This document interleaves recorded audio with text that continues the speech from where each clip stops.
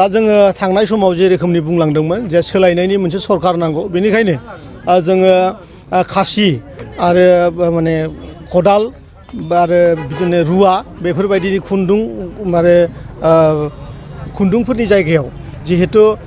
मानसि माहारिखौ थांना थानायाव रांखान्थिनि बिराद दरखार जायो बेखायनो गोदान सानखांथिजों मानगोनां प्रमद बर' सारा बे बाराव 3,000 बेनिफिसियारिफोरनो दाउ फार्मिं माने लेयार माने दाउदै बहनग्रा दाउदैल' खालि होग्रा बेबायदि दाउनि मोनसे बेबस्था जोंनि बिटिआर हालामाव होदों आरो बेनिनो दिनै फार्स्ट दिन हिसाबै जोङो देबोरगाव गामियाव बिथांनि गामियाव जोङो बे हाबाफारिखौ लादों आरोखि। पिग मिशन बेखेवनाया एसे गोबावानो जाबाय। पिग मिशननि खोथाया थांनाय समाव जों बयबो मिथिदों जे माने जोंनाव आफ्रिकान जे स्वाइन फ्लु बे फैनायनि उनाव जोंनि हालामाव गोबां अमाया ओरैनो बेमार जानानै थैनांदों बेनिखायनो जों एसे स्ल' खालामनानै दा आरो गोदानै जोङो माल्टिप्लेयार जायफ्रा माने प्रडाक्ट खालामगोन बिसोरनि ट्रेनिंनि खामानिया सोलिगासिनो दङ आरो बेबो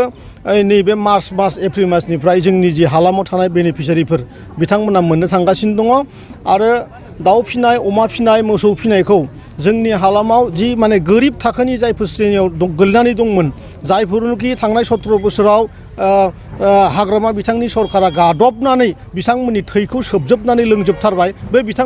बिथांमोनखौ आरोबाव फिन खेबसेबाव गोथां थै जाहोफिननायनि सेस्ताजोंनो जोङो बेफोरबायदि माखासे मिशनफोरखौ लादों। जोङो बेखौ BB 300 होननानै बुङो आरो बेखौ जोङो गुजरातनिफ्राय लाबोदों आरो बेयो अलरेडि जोंनि भेटेनारि डिपार्टमेन्टनि कन्ट्रलाव माने भेक्सिनेसननि खामानिया कमप्लिट जाखानाय आफ्टार भेक्सिनेसनसो जों बेखौ दा रायजोफोरनो हगारदों आरो प्रत्येकटा डिस्ट्रिक्टआवनो जोङो बे हाबाफारिखौ लागोन दिनै जोङो देबोरगाव स्टार्ट खालामदों आरोखि।